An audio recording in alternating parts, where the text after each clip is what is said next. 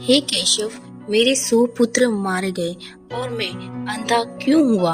मेरे पूर्व जन्म का क्या पाप है? धृतराष्ट्र अंधे थे, लेकिन जब उन्हें ये पता चला कि गांधारी को 100 संतानों को जन्म देने का आशीर्वाद है, तो अंधेपन का दुख मिट गया था। धृतराष्ट्र के 100 पुत्र और एक पुत्री हुई। कुरुक्षेत्र में उनके 100 पुत्र मारे गए थे। एक पिता के लिए इससे बड़ी दुख की बात क्या होगी कि उसे 100 पुत्रों का शोक मनाना पड़ा। भगवान श्री कृष्ण ने गीता का जो संदेश दिया था उसे अर्जुन के अतिरिक्त संजय और धृतराष्ट्र ने भी सुना था। उसमें भगवान श्री कृष्ण ने कहा था कि सब कुछ पूर्व निर्धारित है, सबको उनके पूर्व के कर्मों का दंड भोगना होगा। धृतराष्ट्र को वह बात स्मरण थी। दुर्योधन और दुशासन मुख्य रूप से पांडवों और द्रौपदी के दोषी थे। उनके मारे जाने को तो धृतराष्ट्र कर्म दंडों से जोड़ रहे थे, पर शेष पुत्रों की तो कोई भूमिका नहीं थी। वे क्यों मारे गए? ये प्रश्न धृतराष्ट्र को बहुत परेशान करता था। महाभारत युद्ध समाप्त होने पर धृतराष्ट्र ने भगवान श्री कृष्ण से पूछा, मैं अंधा पैदा हुआ, मेरे 100 पुत्र मारे गए। भगवान, मैंने ऐसा कौन सा पाप किया है जिसका ये दंड मुझे मिला है? आपने अर्जुन से कहा था कि जो हो रहा है वे कर्मों का दंड है। मेरे अंधे होने और 100 पुत्रों के मारे जाने के पीछे क्या कारण है? कृपया करके मुझे ये बताइए। अपने पुत्र को खोने की पीड़ा से उभरने में यह काम आएगा।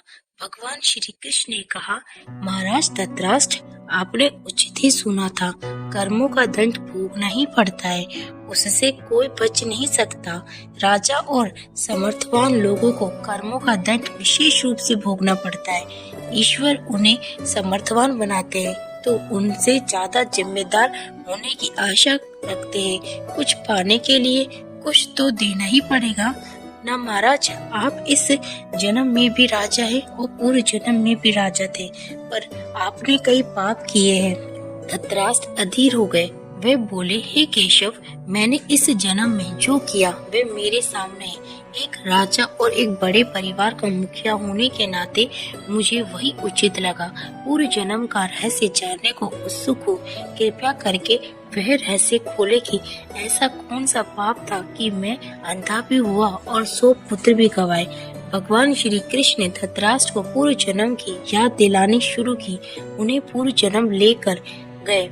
भगवान श्री कृष्ण बोले, महाराज धृतराष्ट्र, पिछले जन्म में भी आप एक राजा थे। आपके राज्य में एक तपस्वी ब्राह्मण रहते थे। ब्राह्मण के पास हंसों का एक जोड़ा था जिसके 4 बच्चे थे। ब्राह्मण को उन हंसों से अपने संतान के जैसा लगाव था। ब्राह्मण को तीर्थ यात्रा पर जाना था, लेकिन हंसों की चिंता में वे नहीं जा पा रहा था। उसने अपनी चिंता एक साधु को बताई। साधु ने कहा, तीर्थ में हंसों को बांधक बताकर हंसों का अगला जन्म खराब क्यों करते हो? राजा प्रजा पालक होता है, तुम और तुम्हारे हंस दोनों उनकी प्रजा हो।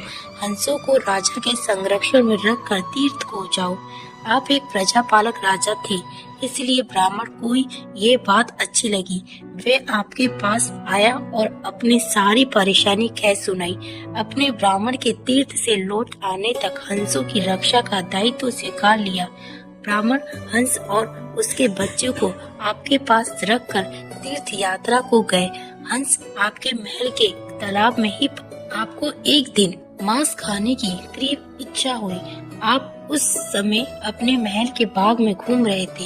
आपकी नजर हंसों पे पड़ गई। आपने सोचा सभी जीवों का मांस खाया है, पर हंस का मांस आज तक नहीं खाया। इसका स्वाद आखिर कैसा होता होगा?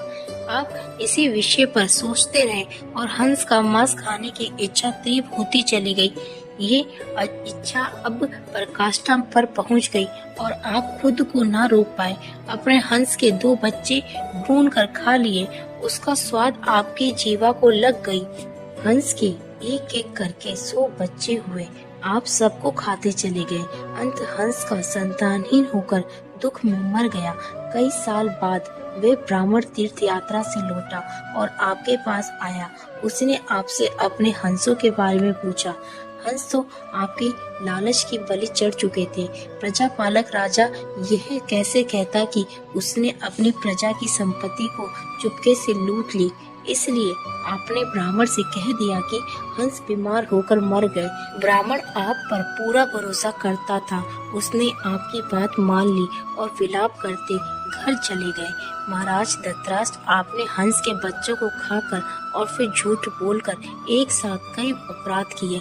आपने तीर्थ यात्रा पर गए ब्राह्मण के साथ विश्वासघात किया, जिसने आप पर इतना विश्वास किया था। आपने प्रजा की धरोहर में डाका डालकर राज धर्म भी नहीं निभाया। जीवा के लालच में पड़कर हंस के 100 बच्चे भून कर खा गए, जो आपके पास आश्रय के लिए आए थे। इस तरह आपने उस असहाय का वध किया जिसे आपने आश्रय दिया था। यह बहुत बड़ा पाप है। हे राजन, इन घोर पाप कर्मों का आपको दंड मिला है। जैसे आपने जीवा के लालच में हंस के 100 बच्चे मारे, वैसे ही आपके 100 पुत्र लालच में पड़कर मारे गए। उन सबकी जीवा भी आवश्यकता से अधिक उद्दंड थी। जिसने आप पर आंख मूंद कर भरोसा किया, उस तीर्थ यात्री से आपने झूठ बोला और राज धर्म का पालन नहीं किया। कोई आंख मूंद कर विश्वास करे तो उसके साथ विश्वासघात कभी नहीं करना चाहिए। इसी विश्वासघात के कारण आप अंधे और राजकाज में विफल व्यक्ति हो गए।